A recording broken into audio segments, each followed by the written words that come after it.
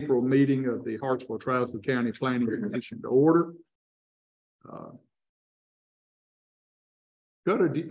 Now, guys, if I mess up, I'm gonna probably call her Shutter.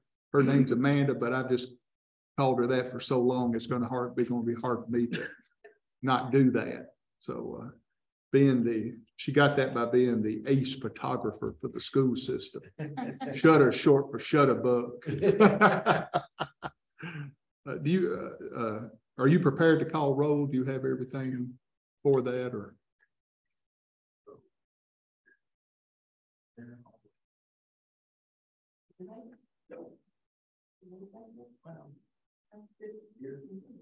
Yeah. Okay. John Kirk. Here. David Norman. Here. Thomas Harper. Here. David Thomas. Here. Carol Pruitt. Here. Mitch Gregory. Here. Bonnie Kiesling. Here. Taylor Luck. Keelan. Does that mean? Sorry. You call Keelan. Heather Bay. Okay. Okay.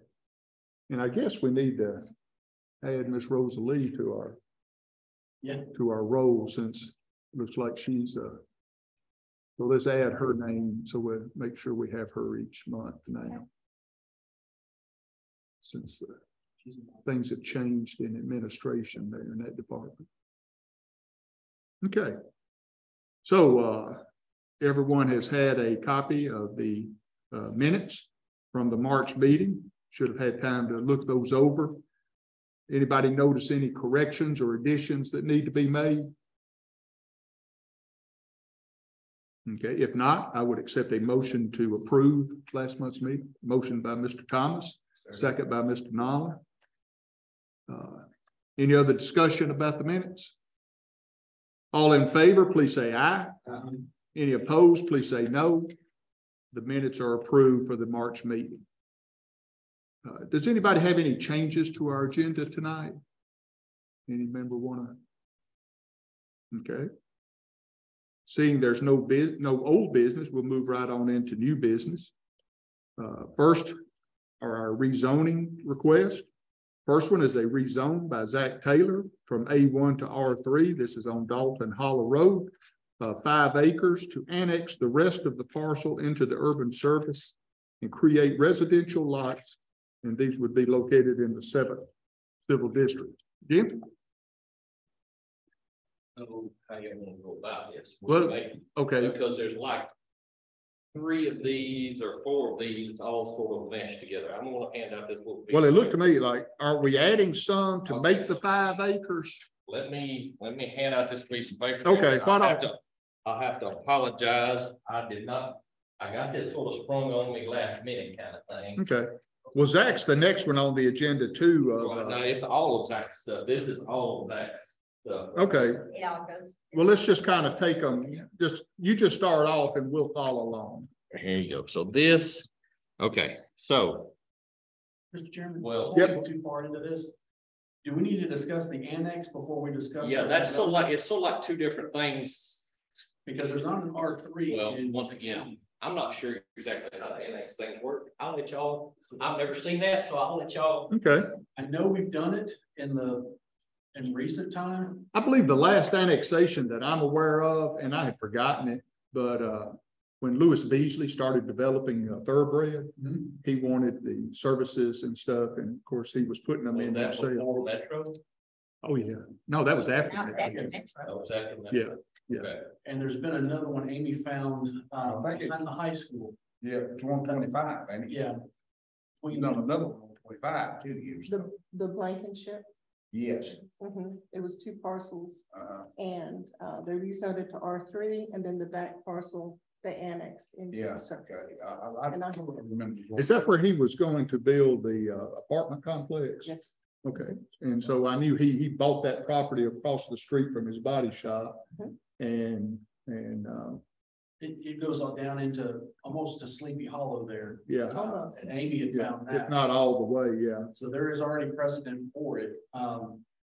Heather, I talked with Rosalie.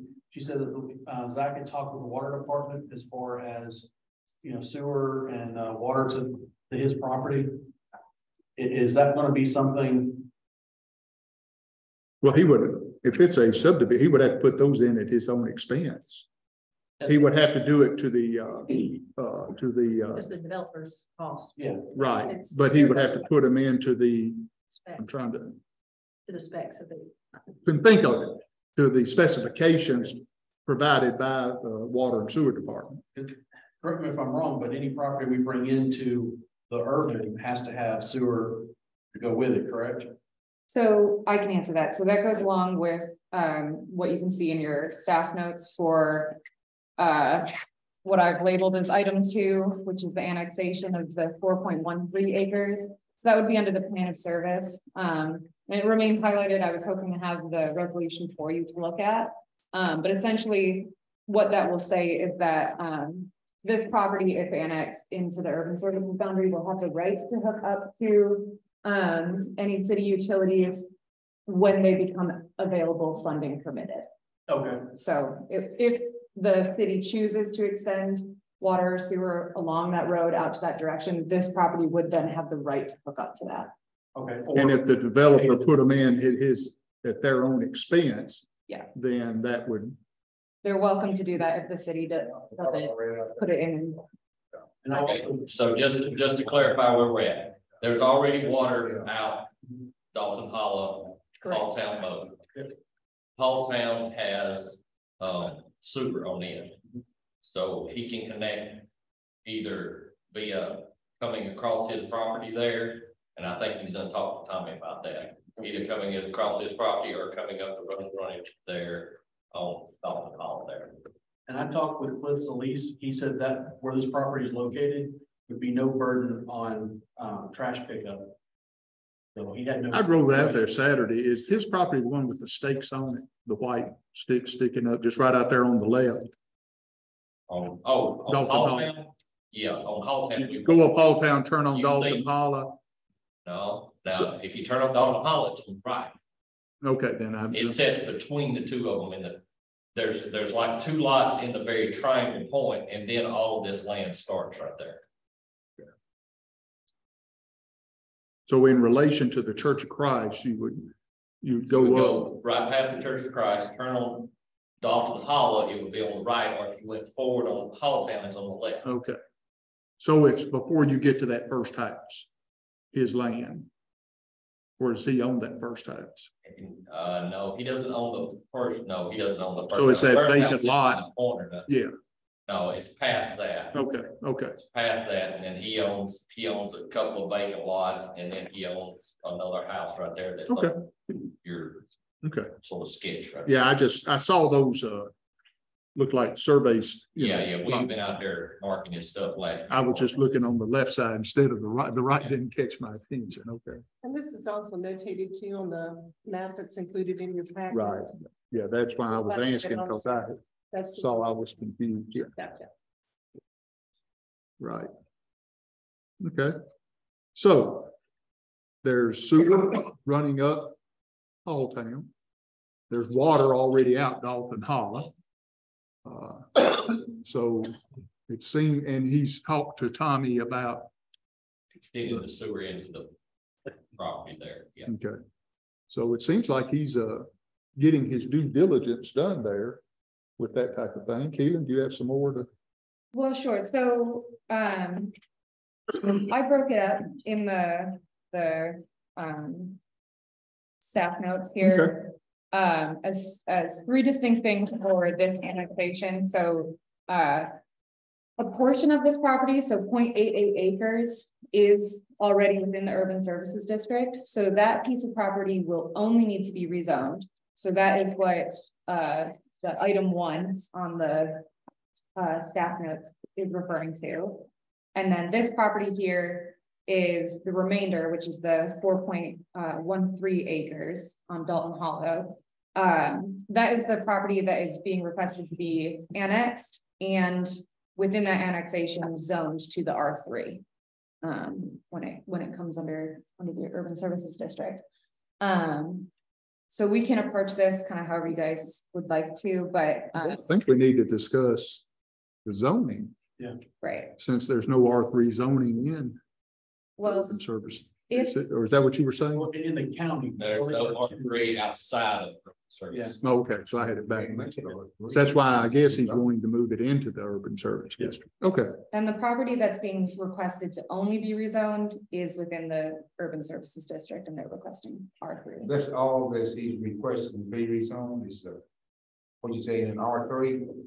All of it being requested to be zoned R3, 0.88 acres is only requested to be rezoned because it's already in the urban services district, and 4.13 acres are being requested to be annexed and zoned R3. looks like they have to be annexed first before they could be rezoned. It has to be annexed because if we don't have R3 in the county. Because if they don't annex it, then we're putting the cart before the horse. And the zoning goes with the annexation, so because I mean, we could, okay, there is no direct conversion of Trousdale zoning to Hartsville Metro zoning. right. So any annexation has to come with the caveat that should it be allowed to be annexed, then it will be zoned to whatever they've requested. So they would need to go together kind of, and Yes. if the annexation failed, then there was no Yes, rezone. then they wouldn't be rezoned, it would remain. Okay. And so for that reason, I think the way we present this to the commission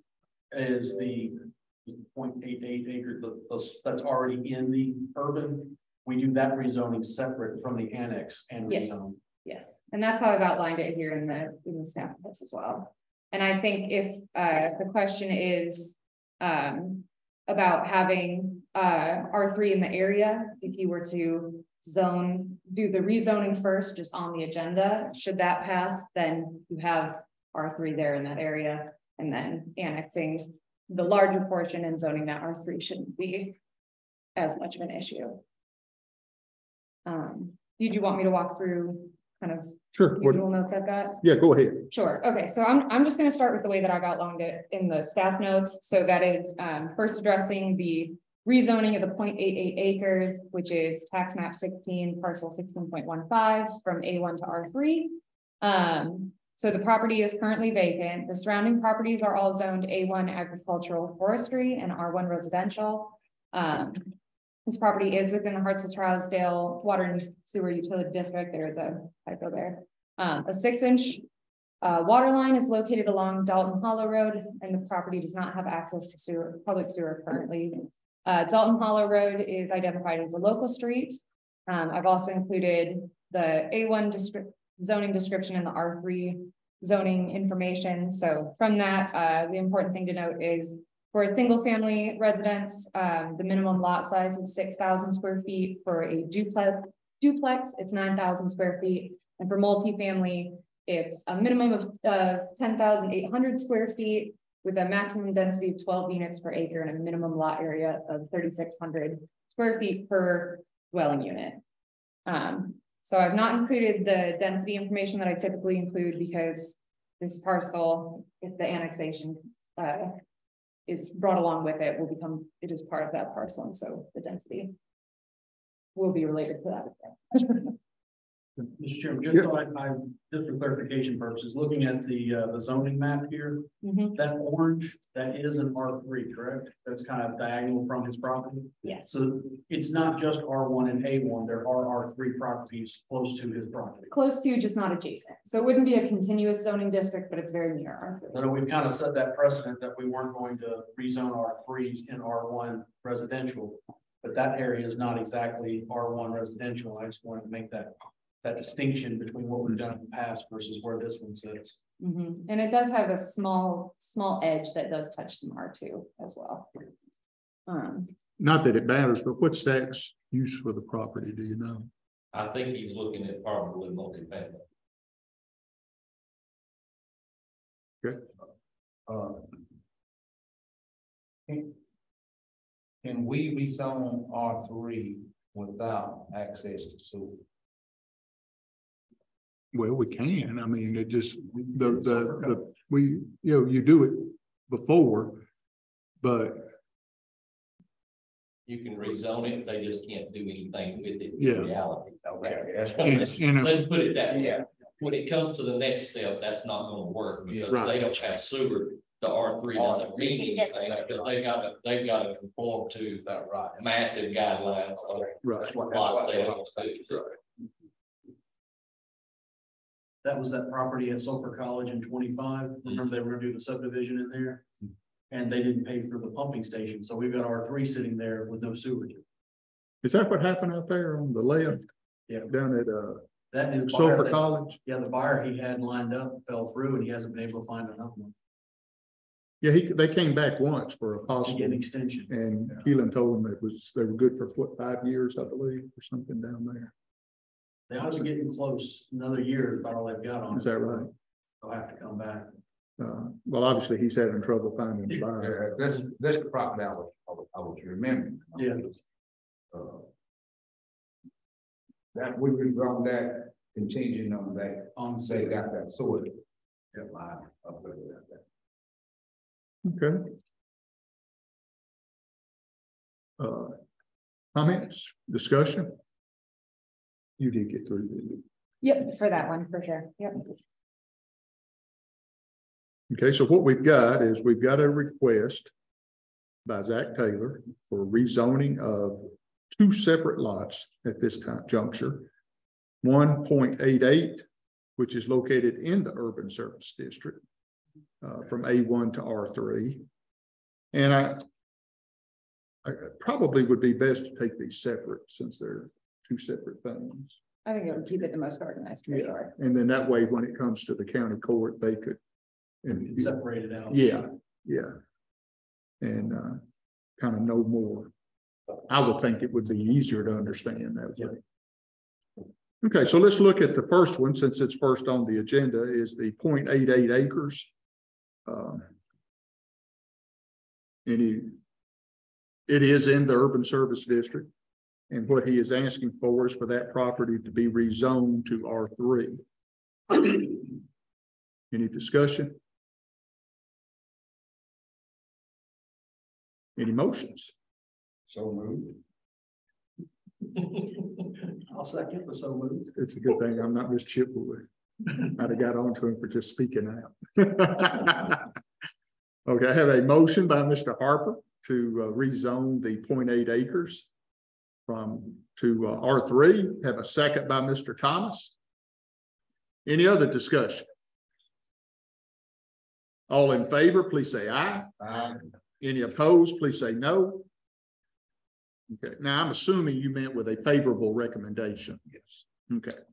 Everybody okay with that? It will go to the county court with a favorable recommendation. Okay. Now, the second part of this request is it is the rezone from R1 to R3 on Dalton Hollow of 1 acre. Where does the 4 acres come in? So this is the 5 acres. It's split into 4.13 and 0.88. I don't. It's still the first. The part that's in the county. Yeah, rezoned by Zach Taylor, A1 to R3. This first one. We Oh, split that into. Oh, 2. okay. So, okay, I So we skipped. can I just see make what I 2 did. separate Right. motions on it. The rezone by Zach Taylor from A1 to R3 on Dalton Hollow of 5 acres and with his desire to annex the rest of that land into the urban service district so that he could create residential lots. Okay. Discussion? You finished on that one too, didn't you? What's Yes, the same more on that. information? Yeah, I can give a Yeah, go little bit ahead. more. Go ahead. Okay, so just to keep us all on the same page. So this is the other portion of this property. This is currently outside the urban services district. So the request is to annex it. And with that annexation, they are requesting that it be zoned R3. So the property is on unaddressed Dalton Hollow Road. It's identified as tax map 19 parcel 16.15. They're requesting zoning to R3 and the property is currently vacant. Surrounding properties are zoned A1 agriculture forestry and R1 residential. And Dalton Hollow Road is a local street.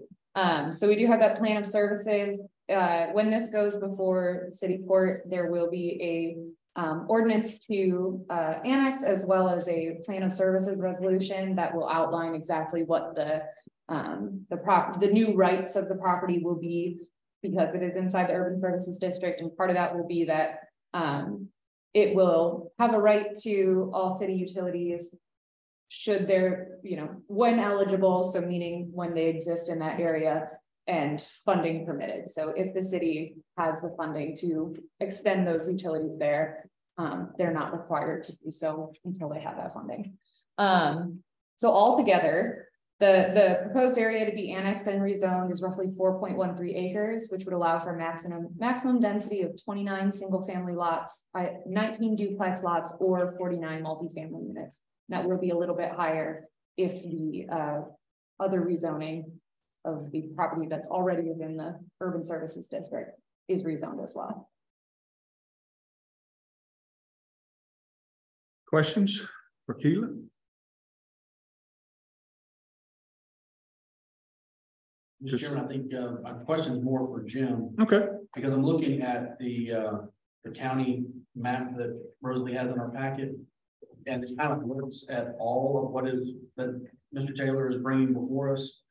And so when you look at that, you see, so the 0.8 acres is the part that's on Dalton Hollow, correct? In our picture. And that's going to get added, if everything goes through that he's requesting, that gets added to the annex property. That's his 5 acres. And then he has 1, 2, 3 lots up. He has another one that he's requesting for rezoning, R1 to R3. Yes. Which would all become one large lot, possibly. So the original rezoning is just like a little sliver of the one that's highlighted in blue. So the previous R1 that's already there that he owns. Yes, so the big one is what we just discussed as the rezoning and the annexation. The other 2 lots that are also marked on here are 2 separate rezonings that we will address later. So right now we're just talking about the property that's highlighted in blue. Okay. I'm just looking at the overall picture. Mm-hmm. And if you look at that little sheet I gave you. Yeah. If you rezone everything to R3, that's what the R3 block's gonna look like. Okay. Do we know how many acres that combined is going to be? It's 8.88. I had to carve some off of that to make this exhibit though. Yeah. I'm gonna say, and I'm just ballparking, don't hold me to this, I'm gonna say like 7.5 to 8 acres. Would be my guess.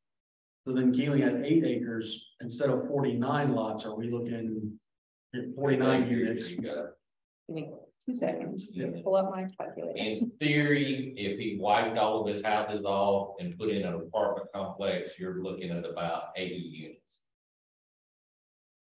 96 units. 96. Yep, but of course you Well, usually. I guess that's right, 12 per acre, not 10.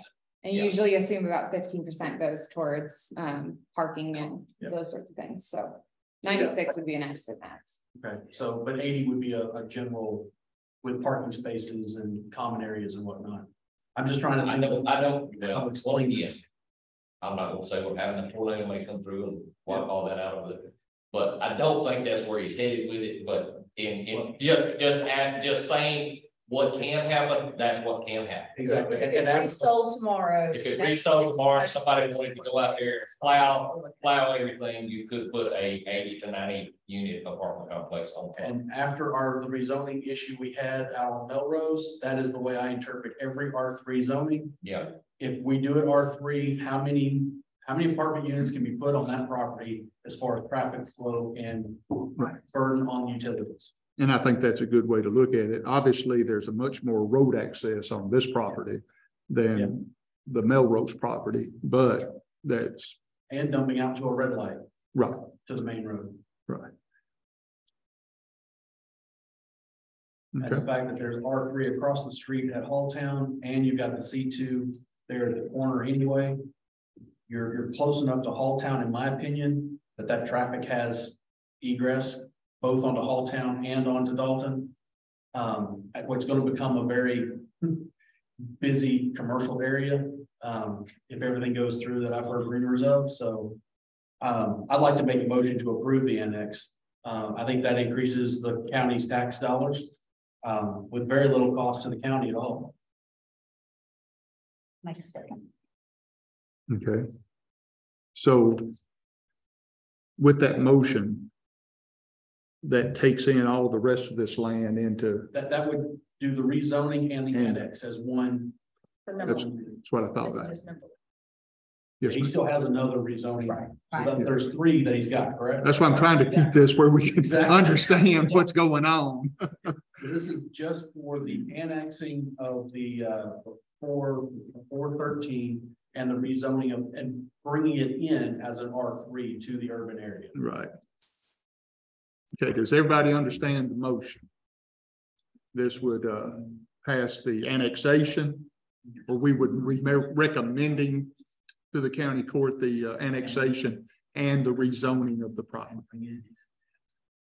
Are we, everybody up to speed? And we have a motion to that effect. And making it arts. Yeah, comments. Always, yeah. So making it R3 and with the new regulations and specs with the water sewer department, every 13 units requires that there be sewer hooked up and water sewer hooked up. And it's not offered there. Do we need?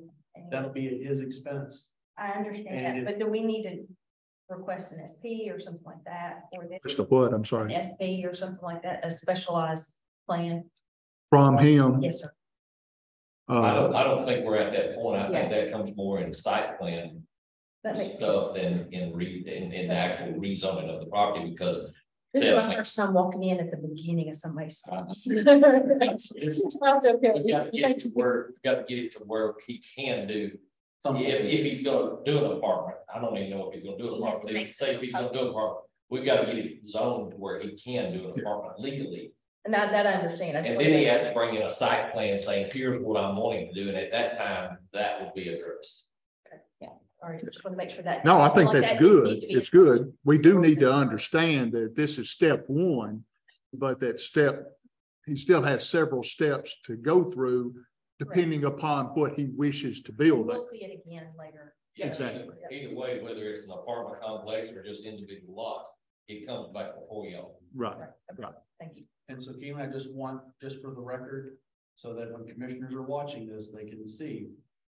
The county is not responsible to run sewer to this property if it is annexed, correct? Correct. That's correct.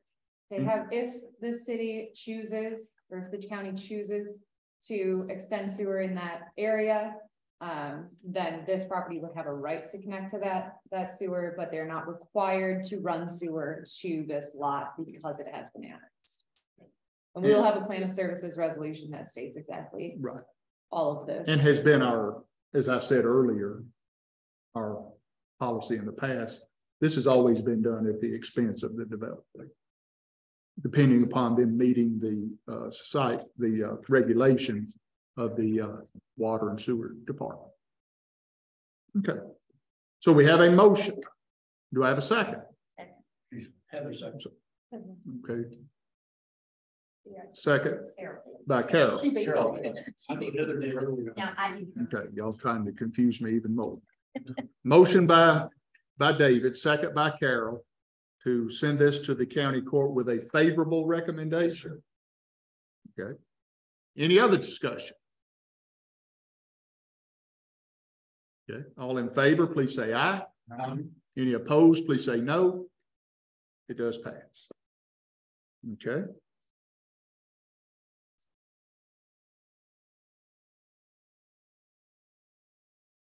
It's another one for zoning court. Okay. So next on our agenda is a rezone by Zach Taylor from R1 to R3 on Dalton Hollow of 1 acre to create residential lots in the 7th Civil District. Jim? And this is just another piece that he owns coming back toward the intersection right there. And I guess we're on the 5 acre tract, you just, or the first piece that you actually dealt with the little sliver there. 0.88. Yeah, so it's just the residual piece that's back behind some lot. It's just the next step in putting all this land That's together. correct. Okay. Does everybody understand what Jim was talking about? This is okay. Keelan? So I'll just run through, so it's the request to rezone this 1 acre on Dalton Hollow, Dalton Hollow, that's tax map 19F, group A, parcel 2701, so it is its own parcel. They're requesting from R1 to R3. The property is currently vacant. Surrounding properties are zoned A1 and R1. Property is within the Hartsville-Trousdale Water and Sewer Utility District. As we've discussed, the property does not have access to public sewer, but there's an 8-inch water line that runs along Dalton Hollow. And Dalton Hollow is considered a local street. So I've included the R1 zoning description and the R3. With those minimum lot sizes, this proposed area would allow for maximum density of 7 single-family lots, 4 duplex lots, or 12 multifamily units. And I believe this was included in that 8 acres that we calculated all together. Yeah. Oh, total. Yep. Okay, Yeah, it's a little piece of land right up here, which.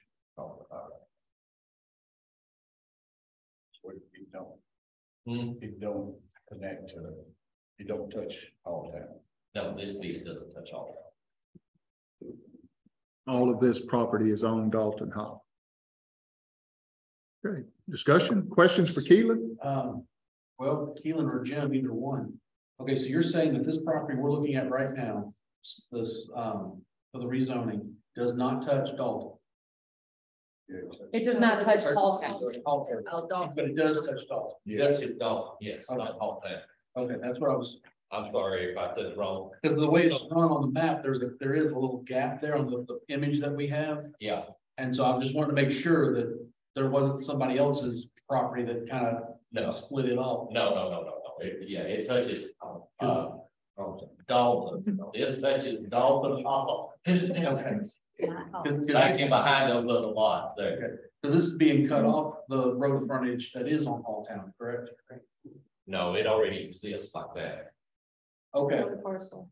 I guess that's where I was, It's- okay, so, Yes, they're the better. It's this little L-shaped thing right here. all right, so that one already exists, it's not being cut off So it's No, this. no. the way it looks here. Okay, So- that's what I No, it thought. already- it's Yeah. already- Since there's been so much discussion, I thought I'd better make sure. That kind of- Well, and next we're gonna talk about this one, but yeah, it touched. Right, right, Yeah, you can't see all the parcel lines on the color coded one that you need to see right there. right. Okay. Okay. Questions? Any more questions? Everybody understand where we're talking about right here? This L shaped. Okay. Discussion and or questions? Motions? I'll make a motion to send with a favorable. I'll second that motion. Okay, have a motion by Mr. Thomas to send this to the county commission with a favorable recommendation, second by Ms. Bay. Any other discussion? All in favor, please say aye. Any opposed, please say no. Does pass. So all of those rezones and the annexation will be sent to the county court with favorable recommendations. Okay, I think there's one more. Yeah, What's it's that? the Cutco one is, that's the Oh, I'm same. sorry. it's part of this He- exhibit, I'm but sorry. it's. Yes, it has a different name on it. Mr. Zach has a funny name partnership or something. that- He's Ketco LLC also. Yes, he is. You know, for a lawyer, he's making this a whole lot more confusing than it needs to be. If he told me we was gonna do all this, we should have just, Right. surveyed it all, had Mike Potts parcel as one piece. Right, okay. Well, I didn't know that. I didn't know Ketco. Okay, so we're now down to a rezone request by Ketco LLC from R1 to R3 on Halltown Road of 1.75 acres. So this is part of what we've shown as the whole 7 or 8 acres. This is still part of that. This Okay. is this whole bubble up here that joins all town. All right. I'm with you. Okay, So then with all, so that's 4 rezonings, if you count the annex. Yes, On all of those totaling 8 acres. yes. that's that right there, right? Yep. This is the only parcel that Penny's Halltown. Is he planning on joining all this as one 8 acre lot?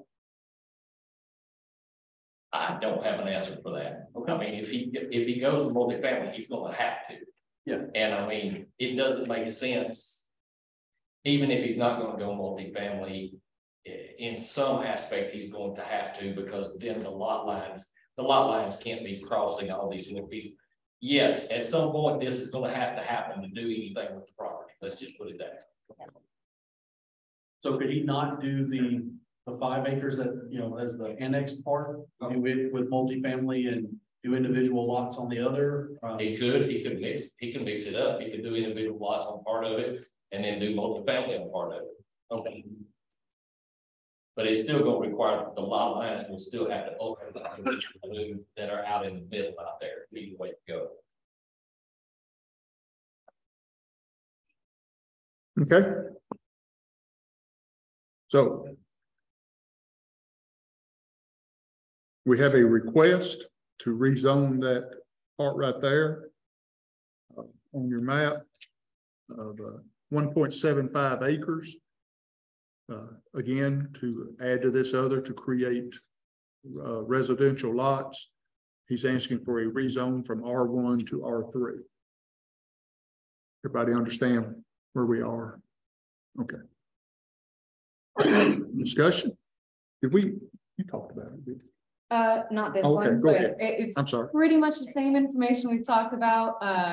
Just to reiterate, so this is the property that's 313 Halltown Road, identified as tax map 19F Group A, parcel 25. It's currently used for single family residential. Surrounding properties are zoned R1, R2, and R3.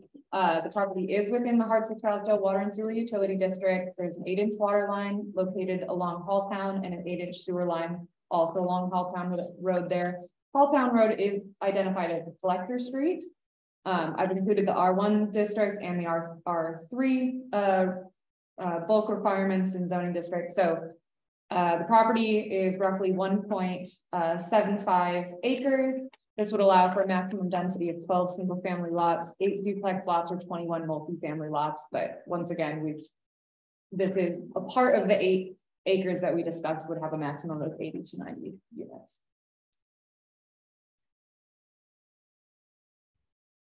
Okay, questions for Keela? Okay. Discussion? Motions? What is your motion? Is the favorable recommendation we can for the rezoning from R1 to R3. Okay, so we have a motion by Shutta to send this to the county commission with a favorable recommendation. I'll second that. Second by Mr. Thomas. Any other discussion? No, or questions? All in favor, please say aye. Any opposed, please say no. It will be sent to the county court with a favorable recommendation. And I do hope that Mr. Noller, Mr. Thomas, this could be confusing because it's kind of been confusing here. And Chris is here, so maybe he could help, but just unconfuse it so so the commissioners know what's being asked. Because this has been, to me, somewhat confusing. Well, and I'll just say this will go before the county commission in the form of ordinances and resolutions. Oh. So hopefully they should have a little bit more outlined boundaries. That I agree. easier to understand. But I mean, in order to get a fair hearing, the less confusing it can be, the better. Jim, could I recommend that next time you have an individual come before you with a project like this, that you have them bring it individually instead of trying to file it all in one meeting? I didn't know this was coming up. Well, you said you got hit with some last minute stuff. Yeah. Well, I didn't know it was coming up this month at all, and then he called today and said, "I can't be there. Can you cover me?" Well, actually, I'm glad that you were here because you know this lot. I'm afraid that Zach might have gotten even more confusing. Okay. So next on our agenda. We're down now to preliminary plats, am I right? Yes, sir. So we have a preliminary plat approval from Dustin Marcelino on Western Avenue of the 6.19 acres for 6 lots in the 7th Civil District. And you have that here in front of you. This is the property on Western Avenue that has been zoned for R1 residential for quite some time. And that zoning was upheld. So now we have request so that they can start putting some homes down there. Jim? I mean, we looked at this last month. I'll be glad to answer any questions I can, but I don't really have anything to add. Okay. Keelan? All right, so this is a property that we've seen a couple of times now, but we did see the concept plat last month. So the applicant is now requesting the preliminary plat approval for a 6-lot subdivision at an unaddressed property on Western Avenue. Property is identified as tax map 19N Group E parcel 30.02 and is approximately 6.19 total acres and is zoned R1 residential. The surrounding properties are also zoned for residential uses. These properties are within the Hartsville-Trousdale Water and Sewer Utility Districts. It appears that there's an 8-inch sewer line that runs along Western Avenue and along the eastern edge of this property. There's some utility lines that run sort of back through the back of this property. So there's also an 8-inch water line that extends along Western Ave and a 12-inch water line that runs along the eastern edge of the property. So Western Avenue is considered a local road for the major thoroughfare plan or major transportation plan. For the R1 zoning district, the minimum lot area per dwelling unit is 12,000 square feet, and all of the proposed lots are greater than 12,000 square feet. So the only remaining plat issues, we've just requested that they include the lot sizes in square feet, and to include the distance and bearing to one of the corners of the boundary of the survey or subdivision to the nearest intersection of an existing public way and the original corner of the original survey of which this part. Those are two very basic. I apologize. I meant to email you. I have copies that have that on there already, so I've taken care of that. I just forgot to email you this afternoon on my running around. Okay. Sorry about that. So, any questions for Keelan or Jim? Okay. And all of it you saw. Yep, everything else is there. Any discussion? Motions? On the ground that if he sends the documents as needed, make the motion that we forward it for the favorable. Well, so no, this isn't a rezone. This doesn't have to go to the county court. Yeah, so this is the Catch up with how this goes. It's gonna be up before I figure it out. This is a preliminary plat, so if this is approved, then they are officially vested. They have the right to these 6 lots. Then they do have to bring a final plat before us, which will be You'll get to see this. So it's still, I mean, I You'll see it we one see it more like 4 or time. 5 times. Yeah. It does get. You get to see this again. This is the I plat just where keep thinking we, we're always sending to every vote to the county, so. this is the plat where we hammer out the details. Then the next one that comes before you is the final one that gets signed and recorded. The way I learned it was the word preliminary in the top there. It's been, Preliminary it's us. then it's going to come back. If it says preliminary, then we're going to see it again. Right, I knew that within the subdivisions that we. Yeah. Yeah. And I think I asked this before, and I think Jim, I think you answered it. Water, fire hydrants. Oh, yeah, we got 2 fire hydrants. Okay. On our property, actually. I saw that. Yeah, I thought so. I thought we Yeah, had discussed it. we checked on that. Yeah. We got 2 fire hydrants actually sitting on our property. So Okay. Fire protection is not an issue. Good. Yeah, that's great. Unless the water plant goes down. Well, we're all in trouble with the water pressure, so. Okay, Motion first. Approve the preliminary. have a motion by Ms. Bay to approve the preliminary plat approval. I'll second. She beat. Either one, it doesn't matter. Second by Ms. Pruitt. Any other discussion or questions? Okay, hearing none. All in favor, please say aye. Any opposed, please say no. It does pass. Mr. Chairman, before we get into this next section, Okay, I do want to let everyone know that the county commission did actually pass the ability, the new header for our commercial. That actually was something that came up for debate. I'm not sure exactly why, but it did get passed. Nothing else that was sent to them got passed, but that header okay. is in place. Are we down? I guess, yeah, the final plat there is no longer on our agenda. There, it says final plat approval for Harold Sneed. That's been taken off. That one got removed. Yeah, that's, so we are down to our discussion items. And, you know, that didn't really surprise me that some of the things, the comments and stuff that were reported in the paper kind of surprised me. I wonder if some of them actually read I asked them, I pleaded that they read through both ordinances. well, when somebody says, I'm not going to lose a business because you can't cut down that tree, that's nowhere in there. I mean, I don't mind you being against something, but don't make it up. Yeah, well, they told me the idea that the 8 to 23 shall be, preserved. Oh, you can't cut down anything that's 8 to 23. They don't say that. They did not read the rest. They even tried to make a compromise and remove the 24 plus, Right. just to try to get something to, and yeah. I mean, it's like I was asked a comment about, you know, the lighting plan that's coming up, and I asked, why would you have a problem with a business pointing their lights down to try to keep as much light on their own property as possible?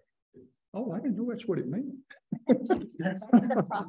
I mean, that's all it is. Yes, I had to fight just to get the header. Well, that's fine. That's, as I said, here's the way I look at it. The county commission's job is to provide us with the rules. And these rules are how we're going to manage the growth of this county and city in the future. And if I would have hoped they would have debated and changed and passed up with no rules whatsoever, there's no management that we can do or they can do. I mean, it's not we. When I say we, I mean the county. You know, so if we don't have any rules or guidelines whatsoever, we're giving total management to a chancery judge. And I think we're elected, or they're elected, or we're appointed to provide the management. Personally, I don't trust these judges to do that. Yes, sir. Sure. With regards to the header, and of course, I'll speak only for myself. I won't speak for the commissioner. I voted against putting the header in only because there was nothing with it. My point is, bring us something they want to do. Did we consider putting it away? Yeah, I don't know. That one kind of got past me too when I heard that. That one to me didn't make sense. Right. Which was the reason for my personal opposition. Right. I'm not opposed to putting guidelines in place. I just I want to see it active before we get it. I don't blame you. I mean, I wouldn't expect anybody to vote on something that they don't know or understand what it is. Again, the biggest issue I had was just saying things that weren't in there. You know, I have a problem with that. Well, I don't mind somebody being against something. That's their right, you know, but don't just make up something about it. To influence somebody else. I'm sorry. I said to influence somebody else because they put something in that ain't there and the other. Exactly, and they think it's there. They think it's there. It's obvious they're not reading our packets if that's the case. Well, I agree. That's been a problem in the past. It is. And again, I think we should consider doing this. I mean, not consider, continue to do this because those guidelines are there. At some point in time, when a community or somebody comes in and starts complaining, because that's usually when we take, and when I say I was on the county commission for 20 years, you know, and so I know how it is. And they can always pull these out and say, okay, I see where we need them. Now we can pass them. So we do need to send them these things. It's up to them. But I do wish that they would, if they want to change something, great. They're the ones that make the rules, debate it. Say, I don't like this. I like this. But give at least give the county the ability to manage its own growth. Well, the statement that was made was that all of this, as far as what we're considering on the commercial regulations, is a gross overreach of government. Well, Is the statement that was made. I can see why somebody would think that. My question to them would be, who do you expect to manage your property? Well, and that's what we. I mean, who's going to manage it? The reason. If we don't, a judge is. The statement that you made a little bit ago, well, now, okay, so now we'll have this as a commission to be able to go back. Sure. Well, but then it's too late. The project's already started and they're grandfathered into whatever the commission does at that. Well, you know, It's a lack of forethought. it is. It is. Again, I don't want to act like I'm lecturing somebody. I'm not. It's their job. You know, you're a commissioner, Chris is a commissioner. That's y'all's duty. That's what y'all got elected to do and stuff. I think as a planning commission, it's our duty to provide logical guidelines so that we can manage the growth of this community with commercial and industrial property in the future. If we don't, we're going to wind up just like with the rock quarry, which goes to court this week. We've got a judge that's going to make a decision about that. And I think we should be the ones making that decision. Which is what we tried to do before with that. Well, I was on the commission then, it just got. It got dropped. We had too many people, especially on the county commission, and my experience with the 20 years I was there, that say, I don't want that. I understand that. But you've got to put it somewhere. Right. I don't want it either, but you just can't say, I don't want it. You're not It don't allowed- work that you're way. not allowed to do that. It's You've got to only put this Right. something. It's right. It's like adult entertainment. I don't want a strip joint coming in here. To legally say no, you have to have rules implemented. Exactly. You have to have a place. That's what. To put it. And we should choose that place. The county court did a great job on the rock quarry after the fact. Right. Came up with a good regulation. It goes in industrial. Then if somebody wants to put in a rock quarry, they have to bring their property in to us. We would listen to ask for a rezoning probably, unless it's already in an industrial area. And then we would listen to that and either send it to the county commission with a favorable, a non-favorable, or just send it to the county commission. And the county commission, which is their duty, would decide whether or not to rezone that property for that particular business. That's management of your own property. But if you don't have anything, you got a judge deciding that for you. And my interpretation also is that these are being done step at a time instead of the whole large building. Tried to. That's what the So, and what I've seen so far, based on some ailments, complaints, or situations that constituents or government appointed or voted in individuals have brought to our attention that they need guidance on and they need a little stricter, so that we're not overloading everyone with the big book of what all our hope was.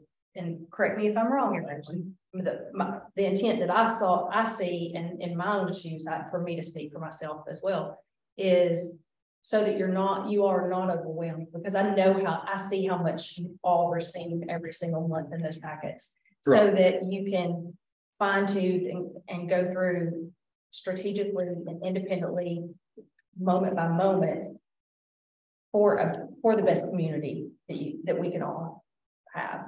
And that's why it's being brought to you in a section at a time and not just the whole package. Right. So. And nobody who in their right mind would want to keep a business out. None of this is good. You know what I'm saying? Oh, I totally. All of this came from our neighbors. Everything that Keelan has brought, it comes from our neighboring communities. It's Gallatin, it's Lebanon, it's Springfield. It's our neighboring communities that have already gone through this process. And I mean, if the business says, I ain't going in there, they will let you cut a tree down.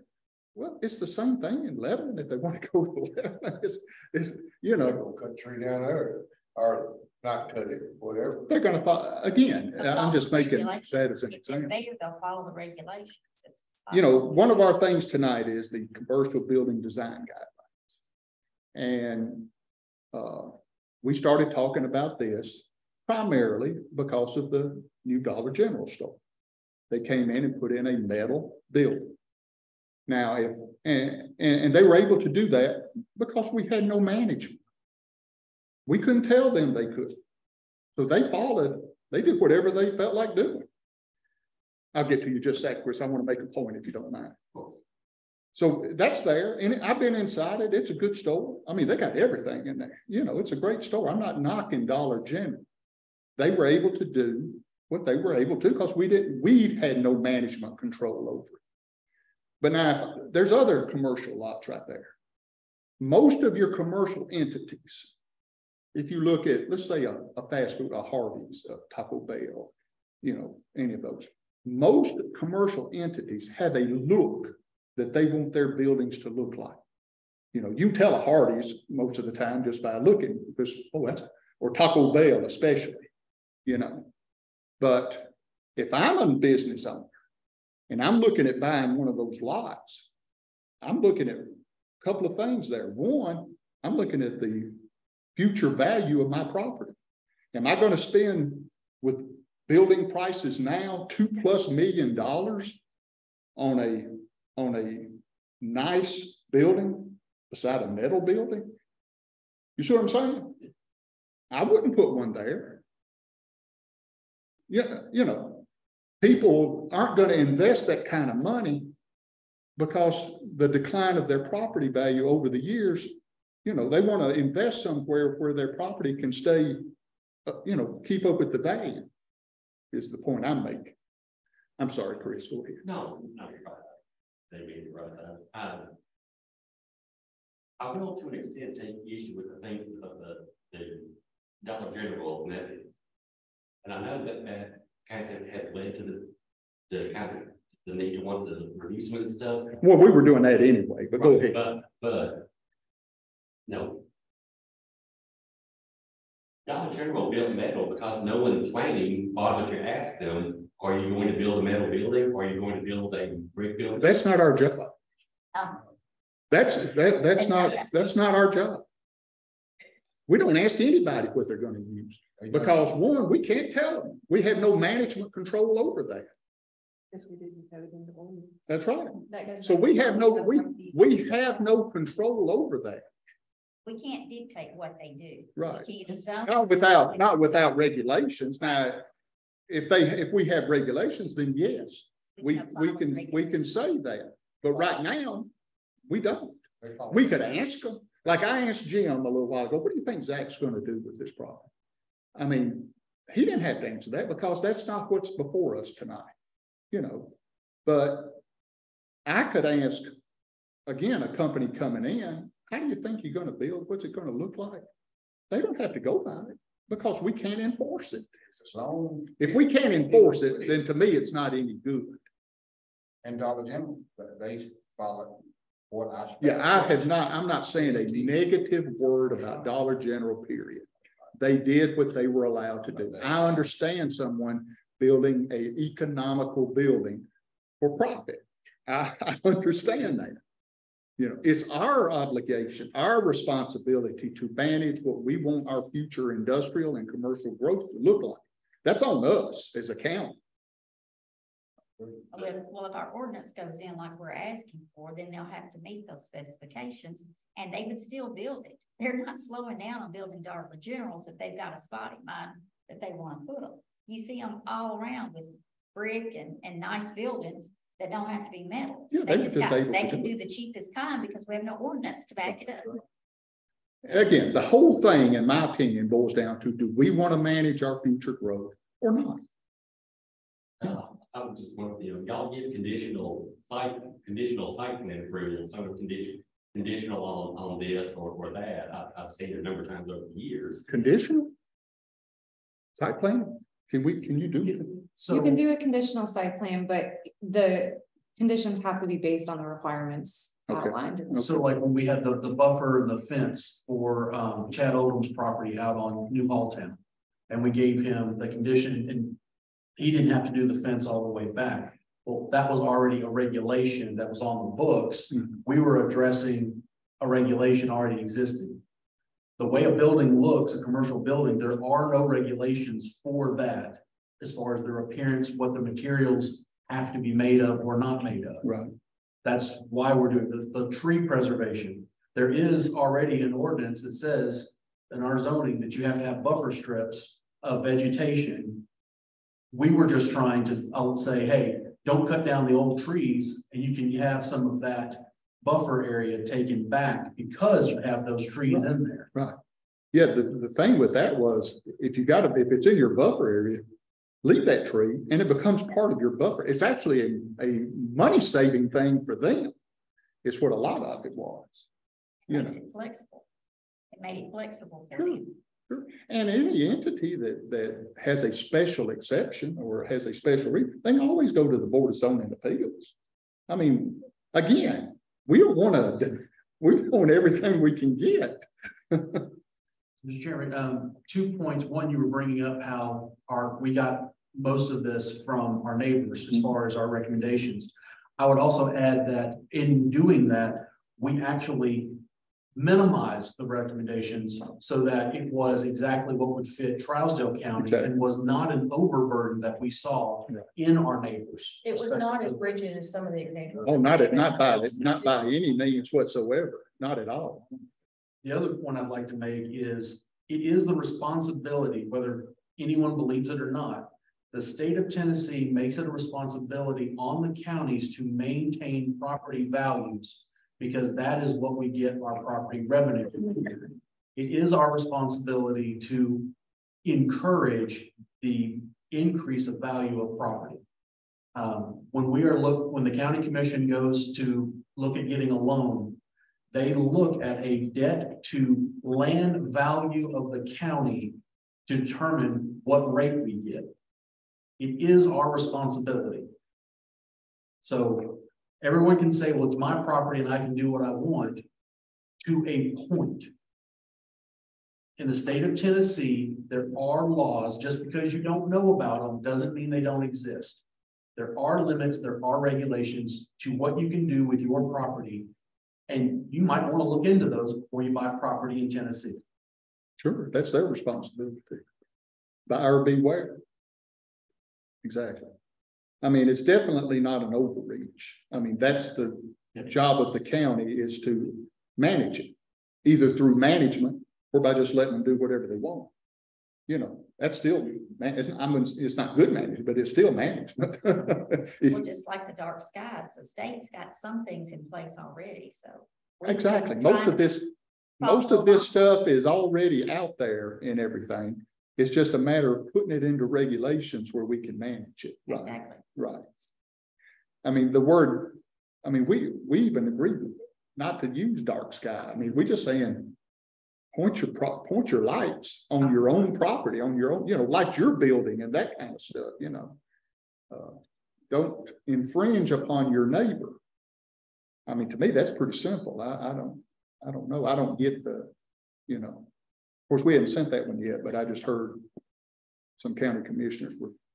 Yes, sir. Night in the beer board meeting that you got taking over the old food mart out here. Oh, there's a new bill of turn that light down because it's shining right in. Right. I think we all know how those lights come out. I mean, had we had regulations at the time, Sam, who was employed then, could have gone out there and said, you can't just shine them out on the, they've got to go down into your parking lot, but we don't have any. Because those things have to do it, but this guy said he would do it. Yeah. And most people are willing to work with you. And so I didn't know that business was being sold, is it? Jay Sands. Okay. Well, I noticed some different people in there today, but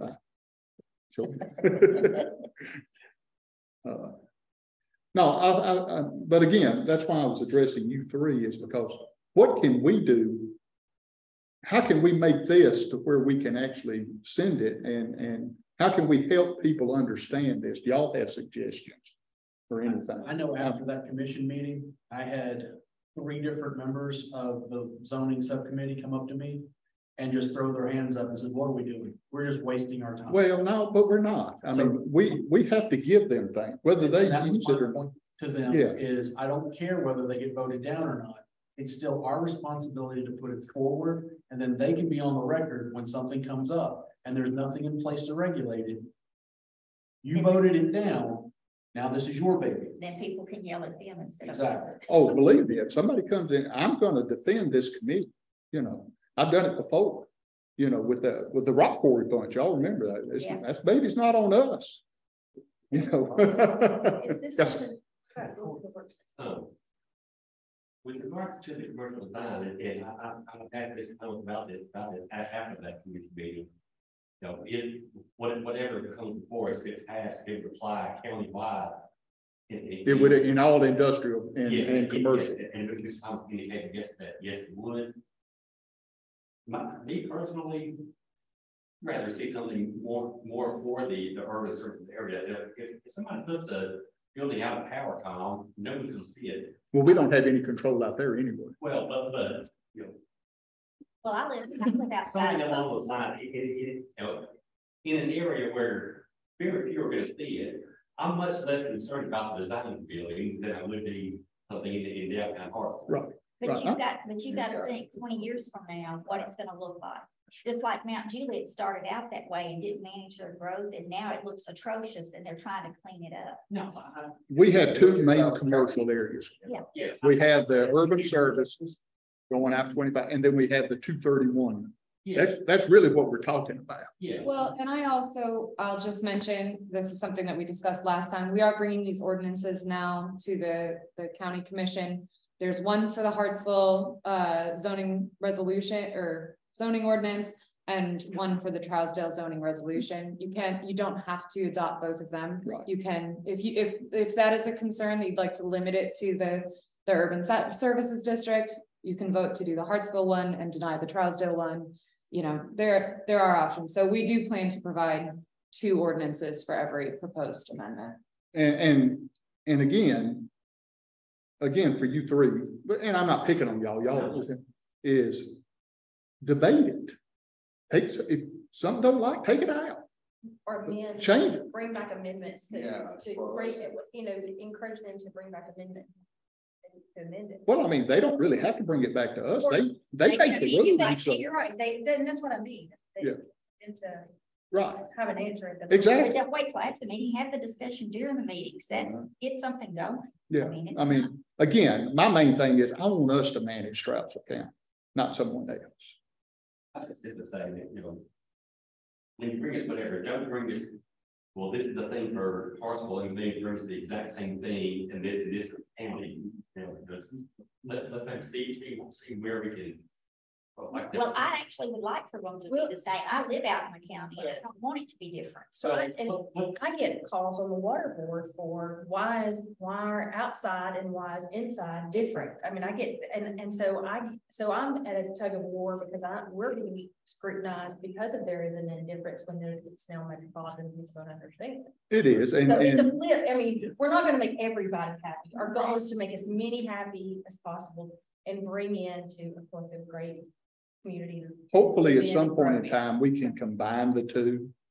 That's something that's being worked on right now and stuff right now. But like Keelan's saying, right now, there are 2 separate We don't have any choice entities. right And so, right, they have to be different.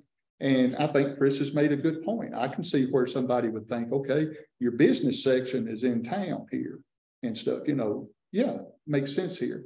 Sometimes they forget about 231. Well, so I'm saying Because 231 may very well be the biggest corridor in the future that we have for growth. And that's You know, exactly what they or want to do. when 141 gets finished, that may be a future corridor, you know, with a new road and quick access. There may be more future commercial growth at that intersection or out that way, you know. Exactly, and we and don't stuff. put in the same. But we could add those as we go along.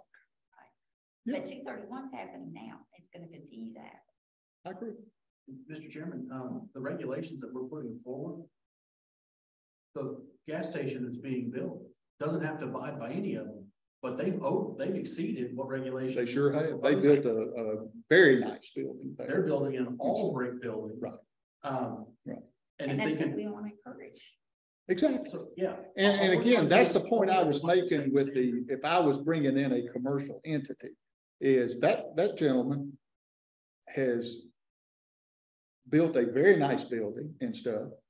And I don't think his property should go down in value because someone else can build something a lot less beside him. You know, I think there's a fairness there, you know. In my opinion, a business that comes in such as this one, who builds an all brick building, puts the money in to build a quality, long lasting building, is building for long term. And that's the type of development and growth we should be encouraging in Charleston County, long-term development.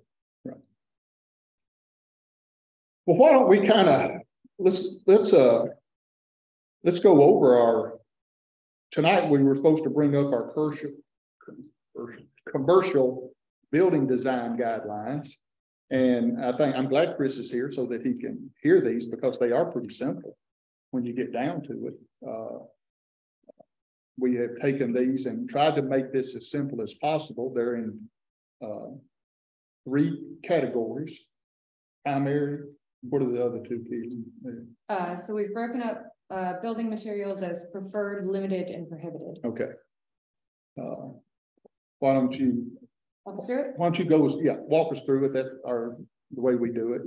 Absolutely. So the first one we have here is, like we said. Let me say, Chris, if you have any questions about these and please, we speak up, because we need to know how to do this to get support. Yes. So the first one, and I see these are under discussion, but I have created the ordinance that would go forward. So the first one we have here is the ordinance to amend the zoning ordinance of Hartsville, Tennessee, by adding, and this will be Article 4, by adding section 4.143. If the ADA and the tree preservation has been denied, this may need to become 4.140. But we can address that. So this would be the commercial and industrial architecture standards. So we have 2 sections here. Section A is facade elements, and I'll just kind of read that out. So all road fronting exterior walls must incorporate facade elements to break up the scale and materials of all exterior walls. So facade elements include, but are not limited to, exterior wall offsets, balconies, awnings, canopies, covered porches or arcades, varied roof heights, pilasters, columns, display windows, outdoor seating, recesses or projections in keeping with the scale of the building, peaked roofs, in unique architectural details in keeping with the scale of the building, and other features designed to add scale and visual interest to the facade. So that's pretty vague, gives them lots of options, but doesn't specify any requirement for what they have to use. It just gives them some suggestions. Gives them the opportunity to put in awnings, gives them the opportunity to have an offset, gives them the opportunity to have outdoor seating, you know, which a lot of modern things that you see now, all of those have those. We're not saying they have to have it, they have the opportunity to have it. Well, we're saying that they have to break up the scale. Right. So the planning commission will have the ability, if this is passed, to say, no, you can't just have one big flat, you know, single material wall. You have to have something to break it up. But here's a lot of options, and they can break it up however they would like to. So then section B is the exterior building materials. So preferred wall material shall be used on a minimum of 60% of any road frontage exterior wall, but may be used on any wall of the structure. Limited wall materials shall only be used on up to 40% of any road fronting exterior walls, and all of any exterior side or rear wall not facing the road. Prohibited wall materials shall not be used. Proposals using different exteriors may be considered on a case-by-case basis, providing it meets the purpose and intent of I remove overlay district. That is a copy-paste error on my bad. So as far as preferred building materials, we have brick, stone, fade-resistant quick brick, fade-resistant artificial stone, architectural panels, and hardy panels. And I did hunt down some of the questions that we had last time about hardy panels versus other cementitious sidings. So a hardy panel is the vertical panels. They're wider, like we discussed. They're also typically vertical, which is different from the hardy siding, which is horizontal and it's thinner, like a wood or a vinyl siding look. So these are the wider vertical ones. As far as limited building materials, we have surfaced concrete or split face block, hard covering textured stucco, exterior insulation finishing systems, which is essentially has the presentation of stucco. And then we have what we discussed last time. We have hardy or cementitious siding. So like I just said, the siding means that it's the horizontal and the thinner pieces.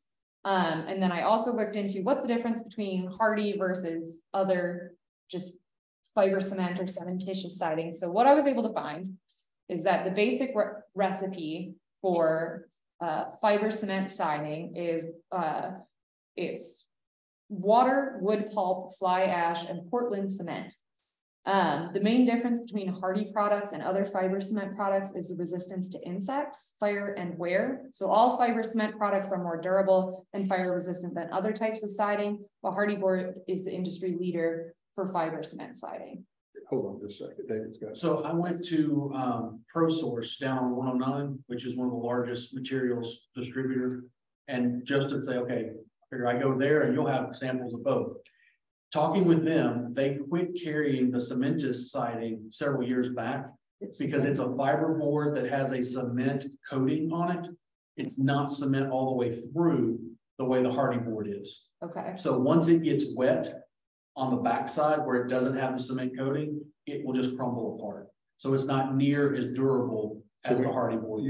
That would lead me to believe you're suggesting we take that one off. Yes. That is still my stance on that. Okay, so is the suggestion then for limited building materials, only hardy siding, no cementitious siding, and then under prohibited building materials, we will include cementitious siding? That would be my suggestion, yes. Okay. Everybody, are we good with that? The point of doing this is to have more durable products on the majority of the front of the building. I think that does that. And my conclusion from my frantic researching, that was just a lot of advertisements, but was essentially quality is the difference. I think one of the issues we're going to have with this one when we get it to them again is how do we get them to understand it? You know, the what's the first category? Preferred material. You know, it's not like we're trying to tell them what to do on every single thing on their building. We're giving them choices. The preferred materials and then the other percent that can be limited only have to be on the sides of the building that you can see from the road. It's the visual part, you know. So the other parts that you can't see, they can save money by using the limited materials and stuff like that there. So it's not, as someone might say, you're trying to tell me how to build everything. No, we're not. We're giving them a lot of options and stuff, and we're just saying that the part that you can see is the pretty, you know, the more aesthetic part of the building. Well, it's what keeps your property values up, where it looks nice in the community. Sure. Nope, that's all right. So then finally we have prohibited building materials.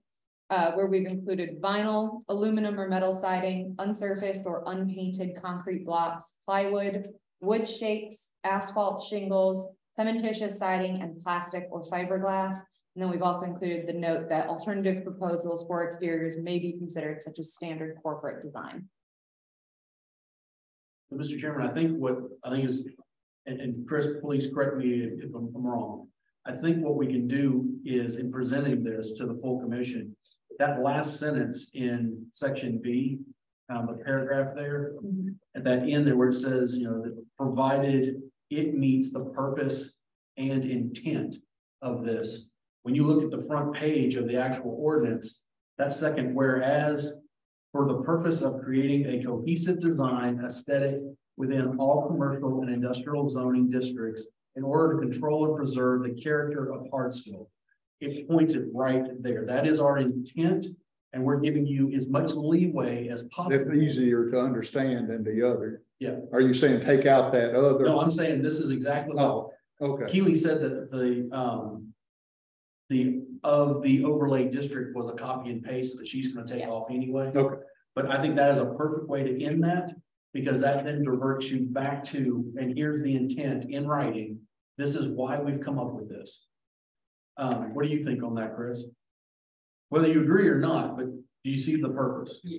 And I can bring this back next month, for, as an item for us to vote on with those couple of changes made. Okay. I'll make it much clearer to go. Okay. Commission. No. So what surface do you use for translucent exteriors? If you have Like someone glass? that's just glass is all you're. For translucent? Well, so we prohibit plastic or fiberglass. Correct. So, yeah, glass or those like glass blocks that you see. Those are not specifically listed, but you know, windows, this doesn't control windows in any way. So those could be classified as windows, which would be allowed. If it's at the top of a building across the entire wall perimeter. So Struggling to so if you picture have what 100 by 100 and you have 100 by 100 and 100 feet of the wall has a with like a translucent, so translucent light can come in through the top. if it's a window like glass, then it's. But it's part of the wall. It's not necessarily a window. Some of You're those, talking about like glass block? yeah. It's been like where metal would have previously been.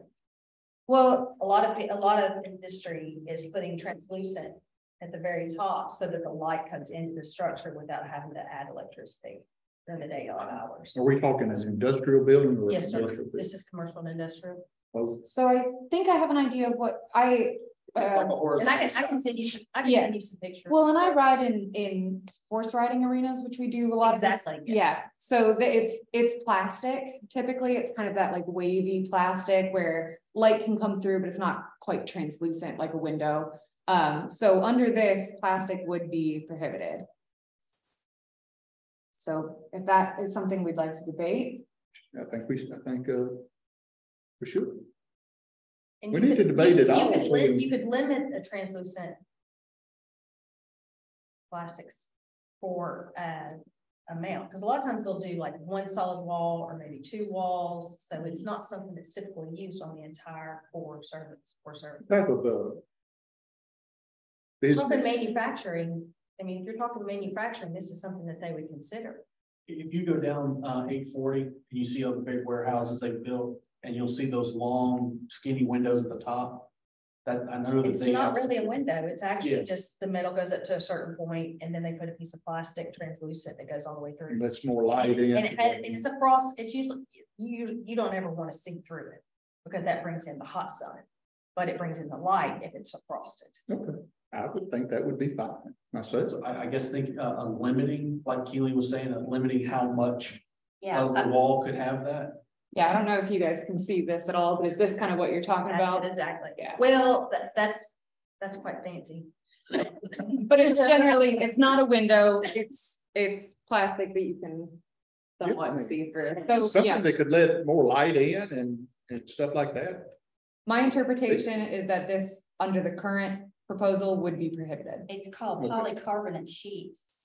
Okay, Is that something that y'all would like We need to to move that. add? I don't see a problem with it. Yeah. If we add it, I think we should have a certain percentage. Right, I think it has to be a limited. Yeah. Well, I think that's kind of what Heather was saying, that a lot of it is just at the very top. Yes, sir. There's a They're saying- picture of it right there. Yeah. Yeah, it's translucent polycarbonate panels. But this is Not plastic. Something that would definitely be industry. well, we could definitely, And that's more industry. That is not like.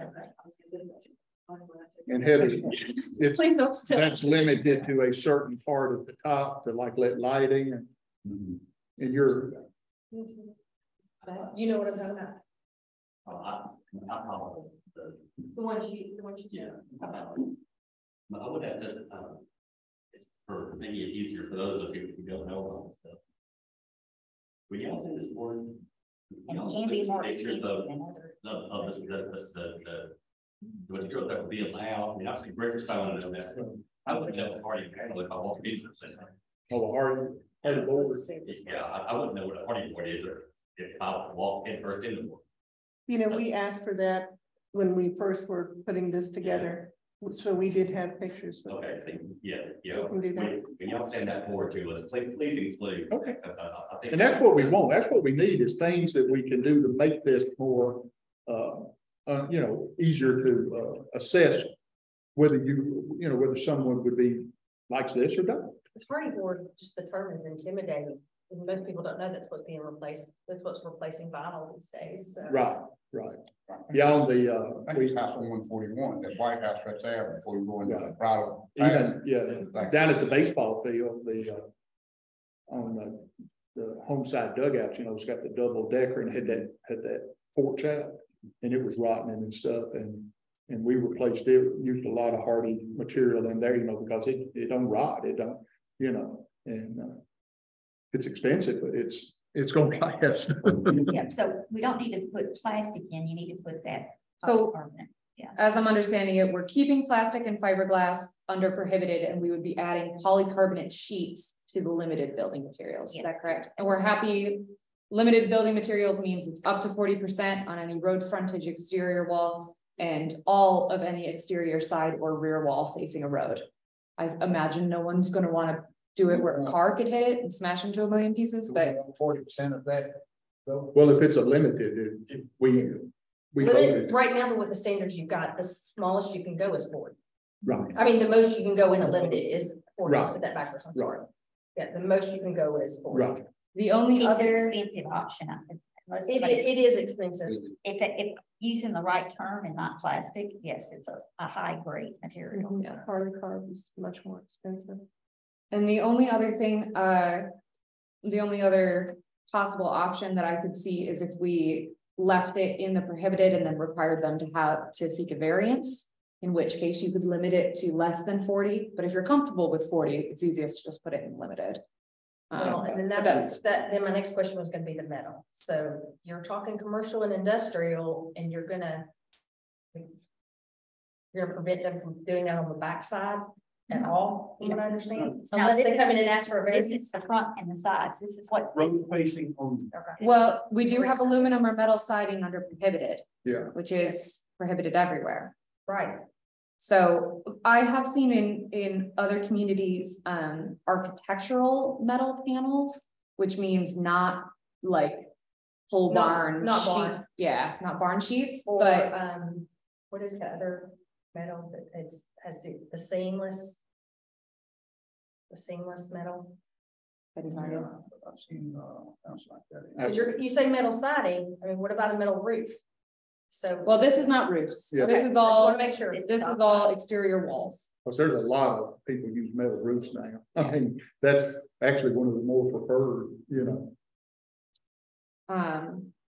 So, we could include architectural metal. That term does leave a little bit up for interpretation. Those are two I got calls on, so that's Yeah. where I. We kind of talked about that last time about the metal. We have. Sorry, I missed it last. No, we've had good discussions and we've actually voted on all, and it's nothing's been unanimous. So then so if they ask for a special variance, then that might be something that needs to be communicated to the county as they're voting this, that they're eligible to ask for a variance. It just says this is what's automatically. Anybody can ask for it. Go to the Board of Zoning Appeals. I mean, but if you want to add architectural metal, that makes sense too. Yeah, I don't mind that. You just don't need the. I can only think of, we had a church in Portland when I was the city planner there that came up that was designed in like a very modern architectural metal and glass building. And we had to go through quite a bit because we had metal as a prohibited material. And in researching that, kind of discovered that it's quite a different material. It has a very different look. So we ended up calling it architectural metal panels. And that's. I can see that. Again, my thinking is that the intent of this is to the areas that you can see from the road, that's our main area of focus. And again, I'm speaking just for me, that's our main area of focus. I don't have a problem at all with a company or a business using the other materials to lower their cost and do something. And we've all said that, you know. But there are some architects that are out there right now that are using this metal in high-end buildings. So, and Oh, I don't know. thank you for the correct, thank you for the terminology on that. So. Yeah, it seemed to work. It's still slightly vague. So you do the planning commission, as we've discussed, it's good to leave room for interpretation on some of those things that we don't Two have. of the buildings I've seen recently that is on the side. Okay. What if we could we add a phrase that says that how to state it, but other materials considered upon request. Proposals using different exteriors may be considered on a case-by-case basis, provided it meets the purpose and the intent. Exactly. That's exactly why we're doing that. Because if somebody can bring in a good thing and show it. Right, I mean, there's new things being developed. Exactly. And we can always update to include something later on. It's not like this is written in stone forever. Well, you're gonna have to update, because like you said, they got new stuff coming out. Oh, That polycarbonate. I never heard that stuff Heather was talking about, Yeah. that, you know, I'm just not that observant anyway. But letting more light into your building and stuff like that, I mean, to me, that's a no-brainer. Yes, sir. I think if we leave the aluminum and metal siding in the prohibited, and then put the architectural metal Okay, in the preferred list. okay. That Preferred is, or Not limited. limited. however, That's y'all limited. vote on that, but Limited, I believe. by putting both in there, then it keeps someone from saying, if you just put architectural, they can say, oh, well, this is it leaves that, and this kind of just clears that up. No, it's other than this. But I do like adding the phrase, where they can bring another idea. And so when I think, if I was a county commissioner, I would like, okay, whether somebody's got this good idea, got this, you know, they can bring it, they can have their say on it and stuff, you know, and have that opportunity. I mean, I would be for something like that when I was a commissioner. Okay, so do we want to add the architectural metal, you said, to the limited? Limited.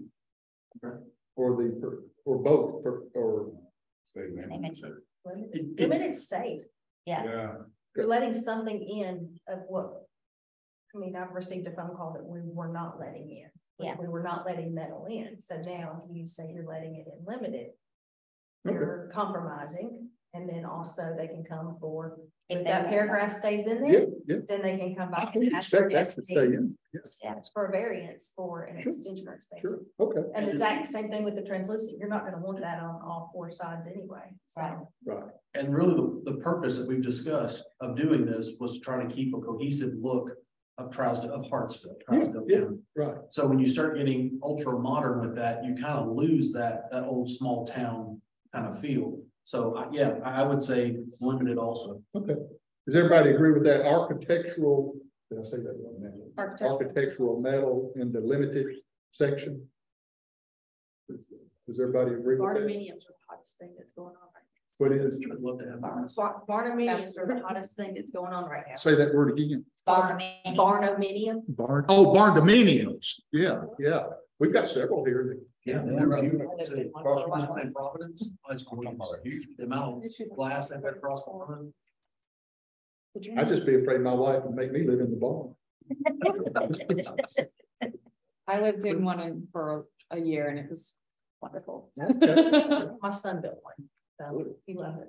Yeah. And I think that's why we're not pushing this on residential. You know, by all means, you have that country feel and you want as modern a house as you want. I mean, I've got the.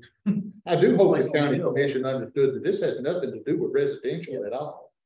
Do you think it was that point? I mean, did they understand that point? At this point, I don't know what was understood and what was. I didn't know. I tried my best to explain it, and make the best arguments I could. Okay.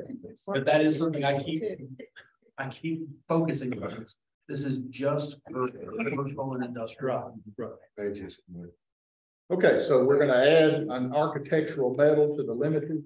Yes, and polycarbonate sheets. I got all our notes. Okay. And I can bring this before us at the Sure. next month, ready to vote. And then the next thing that I have, if we're finished discussing the Hartsville, I just have the exact same thing for the Trousdale rezoning. That's under Article 4, Section 4-183, which will also need to be changed with the denial of the ADA and the tree preservation. So that would become 4.180. But it says the exact same thing. I'm happy to make the exact same changes to that. If you guys would like to see something different, let me know, but otherwise. I think we want it to be the same, and then that way, like Chris has made a good suggestion, like if the majority wants to concentrate on the urban service area at this time, that's good. And then, or if they want to do both, I mean, it's optional, that type of thing. Yes, sir. Yeah, like I said, this is what I see applying this to vertical in the county industrial. In the county. You know, say we get industrial park on the north end of the county. No, somebody driving up Highway 10 going toward Play or whatever, has an industrial site. I'd be much less concerned about what something could look like way out there than in the middle of town. I think you're right. And that's why I thought of putting in the thing, if we have someone coming in and they want to have a certain look, that's with the statement in there that they can bring us, ask for an exception and that type of stuff, then, that's where I think that covers that. That's where that flexibility is. Yeah, I think you have to have flexibility and stuff, and I agree. Ways of wording it doesn't like have a whole lot of flexibility. You still have to meet that 60% of road frontage, 40 of anything. No, but if they had a different material, that's where the flexibility comes in. They could come in and bring a certain material and do the whole building out of it. If whoever is the ones hearing that at that time, hear that case and make that, decide on that. And at the same time, the BZA can give a variance on any particular building that comes in. The point is having the regulation in place so we have some control. Right. And then there's variances that can be given on case-by-case basis. And so just leaving it wide open. I'll ask one question here again. Is there a way to make the appeal process easier than having to go through BZA? BZA is the only law authority to be able to make those changes. We can't do it here. It has to go through that state. That has nothing to do with Trousdale County. Yeah, and the language within these provides a small amount of discretion to the planning commission through that proposals using different exteriors may be considered on a case-by-case basis. That's intended more for any materials that are not specifically listed. That's not necessarily seeking a variance because it's not listed. It just gives the planning commission a little bit more ability to use some discretion. And then the alternative proposals may be considered such as standard corporate design. So that's where there's a small amount of some of these cases that could be taken care of in the planning commission. But if they want to use any of the materials that are specifically listed, the only option is the variance from the BZA.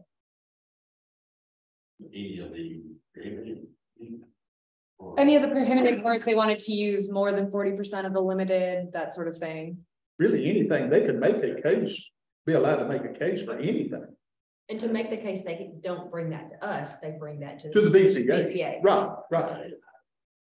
Here's the thing that you have to remember. Except for just a little bit, like she was talking about, leeway that the planning commission has, we're required by law. We have to go by the rules set forth by the county commission. We don't have a lot of leeway. That's why the state has set up the BZA for that. You know, our thing is to take in an application, let's say, and see where and how it fits in the rules that have been given to us by the county commission.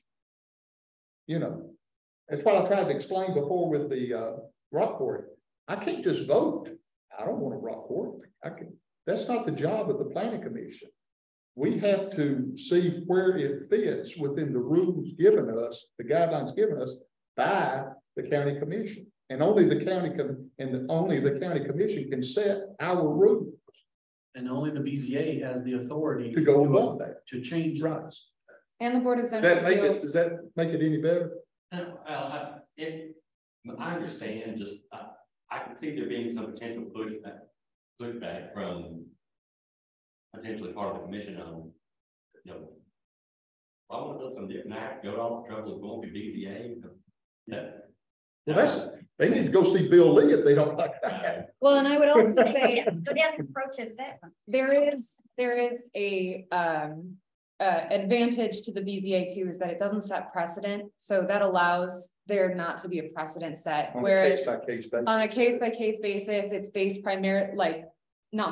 entirely on the evidence of this individual case. So then it doesn't have repercussions to other properties. Whereas if we gave that power to the planning commission, someone who has one thing approved and then we denied on the next person has a case to come to the planning commission and say there's precedent set. Whereas the BZA doesn't have that, and that protects the county.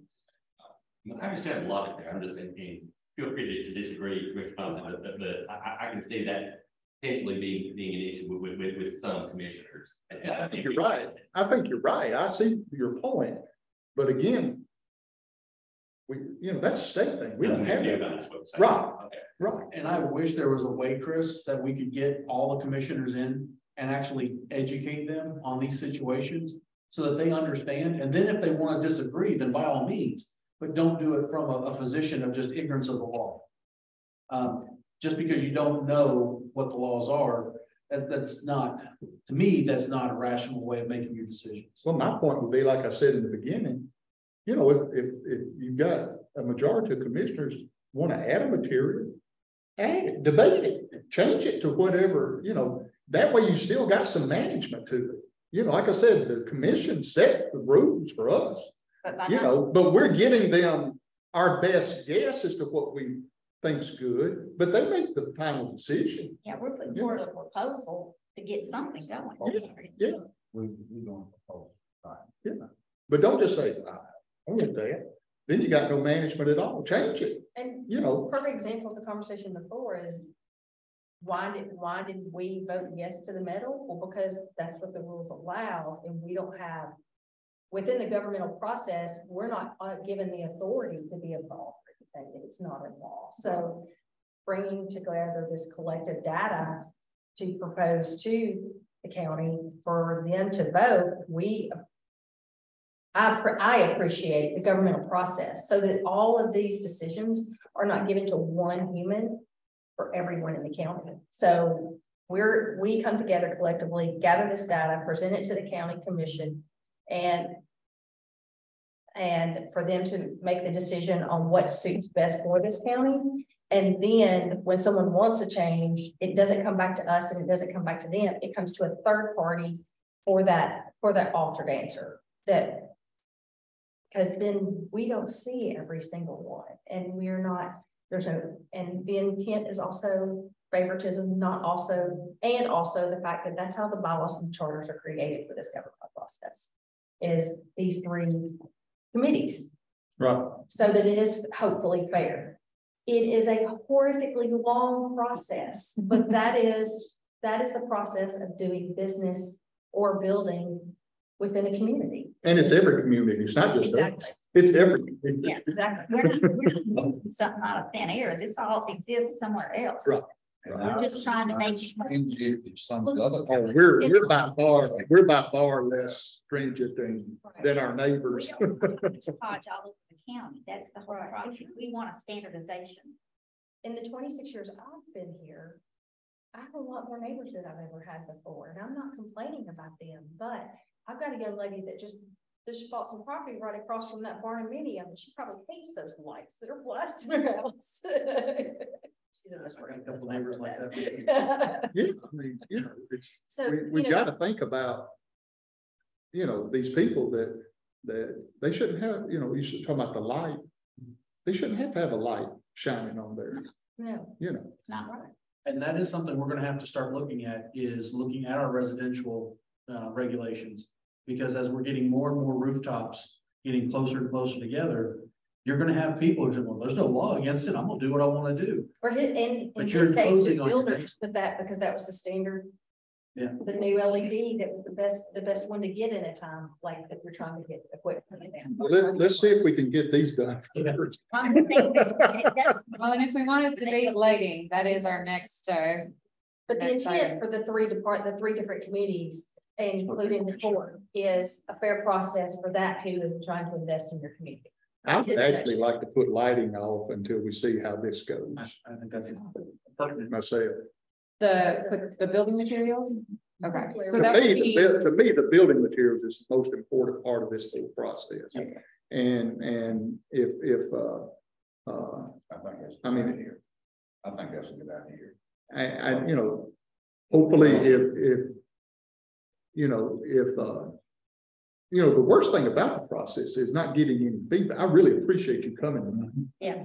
Believe me, a lot, because without feedback, We're going blind. exactly, exactly. And you three are pertinent feedback, you know.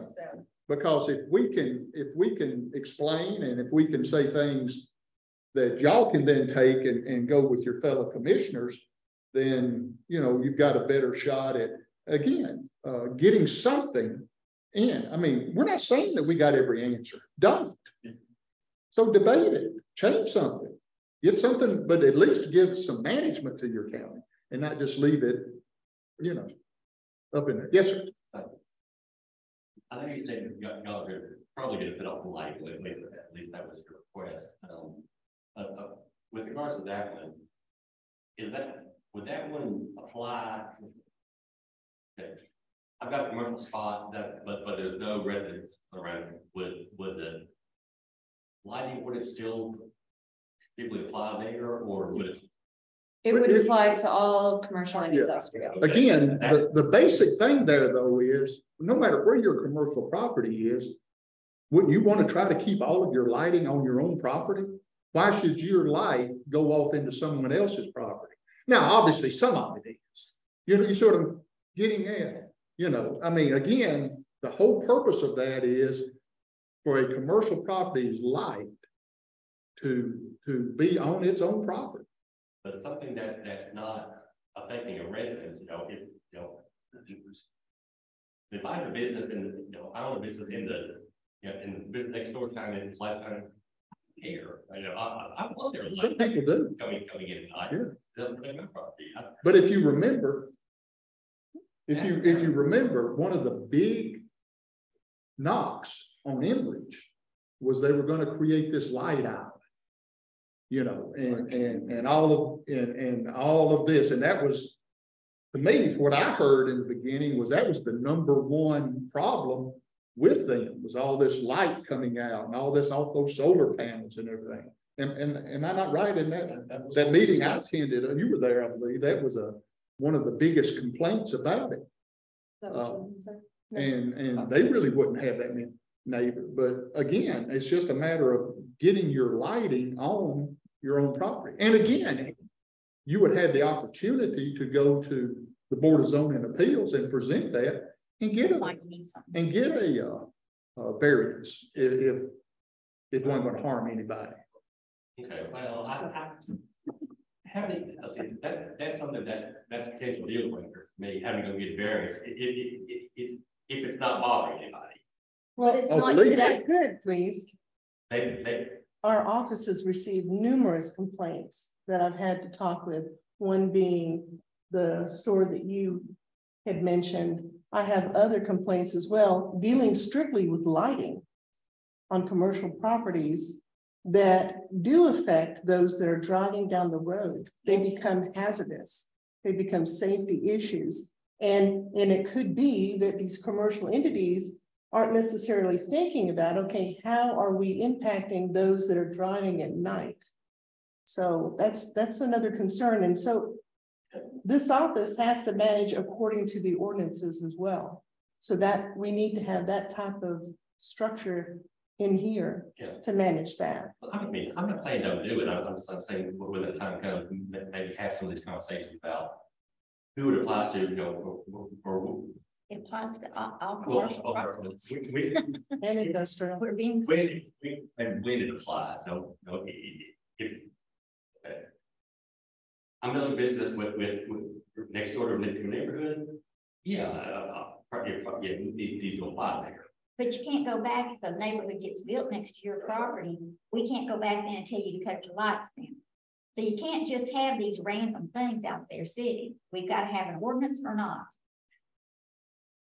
Yes, That's kind of the point I wanted to, this is planning. This isn't something we're deciding on and doing rulings on for what is that building gonna look like or be used for in the next 2 years. We're supposed to be planning. So what's that, how's that area around that building going to be developed? How's it going to grow in the next 20 years, the next 30 years? So that when they build the building, we have them build it correctly so that it fits the zoning, the plan for the county, so that in 15 years, we're not having to worry about, well, how are we going to enforce these zoning laws? Because now they're not in compliance because of the way the growth has come around them. I constantly get questions. Why are y'all pushing for new ordinances? You don't enforce the ones you have. Because the ones to enforce an ordinance on an existing building is time consuming and extremely expensive for the county versus enforcing a zoning ordinance when you build your building. It is absolutely no cost to the county. They're already coming before us anyway. If we have the ordinances in place, then we can do something about it and not have to worry about it down the road. That is the purpose of planning. That's what planning is all about. It's not what's happening today. It's what's going to be happening as it. well, it is. It's changes. today and the future. Right. So it's. And I put that under one rule, mandatory. Right. I mean, again, nobody's wanting to ban any business or anything. We have a history of short-sightedness in this county for decades. Yes. Not looking as far as putting things in place. Not looking, I mean, we did a 20-year plan 30 years ago. If you read the plan, it was great. They were right on the money. Every place they said that was going to develop did at almost the exact amount of people growing. It did. Well, we never redid that plan. There is no plan in place right now. So what the next 20 years look like. We never revisited it at all. When got wrong. Yeah, well, we tried to start that under the last administration. It kind of fell flat. Yeah. But we have to do something, and without the county doing it, we're trying to do the best we can to do what the county isn't doing. At least put it forward to the commission to hear. We're doing the legwork for you. And we're making recommendations. And that's all we can do. And not change it. I mean, if you don't like them, Put something out there. Well, Enbridge, let's just go back to Enbridge. These regulations would affect Enbridge in the future. Right now, there's not any. Enbridge, if they decided to turn their lights down on whatever, that's out of the goodness of their heart. Exactly. The rock quarry down there. If we lose that case this week, who knows? Some of these, like we could have gone in there, ever how they're going to light that or whatever. We don't have any regulations, but we can't just tell them what to do. You think those neighbors are mad? Like, do they have it lit up in their exactly, because they may run deep into the night. I don't know. We don't know. And so that's why a lot of this people. I've heard some of the commitments say, well, we don't need that stuff, man. Yes, you do. You do. You just don't think you do. You need it because if you wait till it comes, it's too late. So we have a rock quarry, but now we need to know. If we discussed the rock quarry that when I was on the commission, and they never put it in place.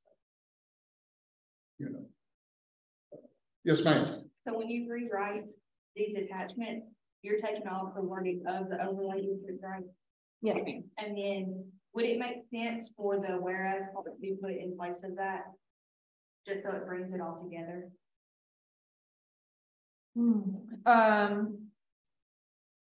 Let me see. that Proposals way- using different exteriors may be considered on a case-by-case basis, provided it meets the purpose and intent. And then start with the creating a cohesive design. the purpose of creating a cohesive design aesthetic within all commercial and industrial. I think. I mean, It does double stated, but it dealing would with discussions with the commissioners, it puts your intent right there. They don't have to look anywhere else for it. It is right there. well, so if we wanted to include that, my proposal then would be under the new header that they have proposed, that we include a purpose and intent statement just for commercial and industrial regulations, period. That would include, It would apply to all. yeah, and that would be Okay. the purpose and intent then of the entire commercial and industrial. Okay. And we can do that amendment on the next reading. Yeah, and if, I mean, if their issue You think was, that would help clear it up, David? I hope so. because then it would be, everything would be referencing then back to that purpose. It wouldn't be this individual intent for that individual building materials. And then is that section? That wording supposed to be the same on the trial sale resolution too? Yes, That would be the Okay. same. yeah, all And the then edits it's proposed. there. Okay. So yeah, I can bring as well, a purpose intent statement. My understanding on the last commission meeting from this discussion of the ADA and the tree limit is that there is a lot more support for the facade ordinance coming through than there was for some of these others. Okay. And so I think by putting that intent, adding that to the header, so that here's our stated intent. This is what we're trying to accomplish. They can either agree or disagree, they can adjust, but it gives them something. And then here's what would fall under that, because I kept getting a lot of questions of, well, why even have the header? So we don't, and one of those, so if we don't vote for this header, then it just shuts it all down, right? No, we have ordinances that don't have headers all through it. That's why we're paying a guy to clean it up. Right. Yeah, it's So purely you can still organizational. pass an ordinance without a header, I mean. Okay, well, I can bring. Sounds like you had a long discussion about a header. Yeah. I kind of like Chris. I didn't understand. I didn't understand the objection. Some of them were hoping to just vote back. I think some just object to planning in general. Yes. I think some are under the opinion that something comes through that we don't want. We just move it down. But that's It not don't work that way. It's not legal. Not, well, that's when a judge is gonna make that decision. The judge is gonna pay her. Unfortunately, I think a lot of the community thinks that's what we do. That when something comes up, and we just decide whether it goes. I wish, sometimes I wish that were true, but it's not. You know, it's not even close.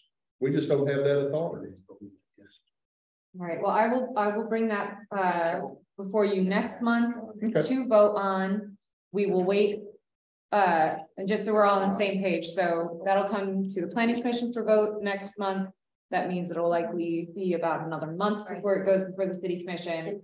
And then I'll bring the dark skies. So we're looking at about 2 more months before we start. Let's looking quit at dark using skies. the term dark sky. Okay, I but think the there's- lighting. I think there's ordinance- just too much of a connotation there. Sometimes just get tore up about verbiage when it's not even what it means, you know. All right. So the lighting standards. Yeah. We'll look at the lighting standards. I do still have roof lines and dumpster screening requirements written up. It's 9 o'clock, so I'm not sure if you guys want to get into that tonight. No, I think let's just go with what we got and we. Okay, well, I think also those are have, some of the auxiliary things that, you know, the Yeah. dumpster screening and that kind of stuff. well, and then we also will have drainage requirements and erosion control, which will be another thing that we've expressed interest in looking at. So we'll have a couple of things to fill the time, Okay. and then lighting will just kind of be at the end once we Okay. figure out everything else. Mr. Chairman, just a quick update. So, the sign, ordinance for rezonings and the new fees, They go into effect May 1st. Rosalie has all those signs already in place. So as of May 1st, those will be enforced. I did not schedule a codes and zoning meeting for April because of what happened at the meeting. I wanted to give enough time to kind of get some more of this out. So we'll have another meeting in May. Rick has told me he's already through the first 6 sections of our ordinances as far as making that, cleaning that up into a unified document. So he's hoping to have quite a bit to bring to us out of the May meeting. And so that's pretty much just the update coming from that side of things. One of the things that I would suggest, especially to the two David, our county commissioners here is y'all are about to get into budget time. Yeah. And this, you know, if it's better or would be, you know, budget's bad enough on its own, you know, I mean, let's face it, that's the biggest thing the county's going to do is the budget. So if we need to delay this till after budget or something, or I'm just saying whatever it is, just, you know, I personally wouldn't think messing with stuff during budget time would be a good idea. And if this body wants to go ahead and finish out Oh, we can work on them. Yeah. But I'm just saying as far as bringing, I would collect them in codes and zoning, and then as y'all want to present them, then we can pull them out of there. yeah, makes sense. But I just know how budget. They won't be a few weeks, they'll start doing hearings. So I'd say, we don't do it right now, then it needs to be put off till like July. Well, we're not even going to get it until the May planning commission meeting. So it can't be June, it can't be right now. So they're gonna start hearings in May. Last week of April, as budget and finance is gonna start their meetings. Oh, okay. one thing you guys on the county commission remember, the school system, we have to have y'all a budget by May 1st. The state of Tennessee has yet to give us the stuff. Yeah. You know, Bring up, never, but by law, we have to have you a budget. So it's going to be very difficult to schedule a school system budget when we can't even give you accurate numbers. So I don't know when you're going to start them. I'm just saying the school system may not be able to meet that particular time there just because. And I don't know how Mr. Gully has set that up. I'm hoping because of his position in the school system, he's aware of that, and he wouldn't be scheduling y'all first. But I do know that the last week of April, that's their schedule. Here's the thing to always keep in mind about schools. The last thing the legislature does is their budget. So nobody, no school system in the state is going to know their money until the legislature adjourns. Just not going to do it. So, I mean, that's always a good rule of thumb. If they're still in session, if they're still kicking people out and fussing and all that stuff, if they're still in business, we don't have our final figures, more than likely. Yeah. Okay, guys, appreciate y'all coming. Chris, I really appreciate you being here. You've given some very good insight. Bring some more with you next time. I would love for that because, you know, that, I mean, that's great because y'all the ones have to make the final thing. So the more, if we can get more right to more of them agree on the front end, then it's less for them to have to fool with on the back end. Well, just to understand it, if they're not understanding it and interpreting it wrong. Very few of them are going to tell you they don't understand. I know, but they're making assumptions that aren't even true or in that. That's the Hey, thing. they've been doing that for ever, you know, that's just the way some people do. You know, I'm not knocking any of them. It's, you know, but you know, the thing they'll never get away from is their responsibility. Do I have a motion to adjourn? Okay. We are adjourned. Guys, appreciate y'all.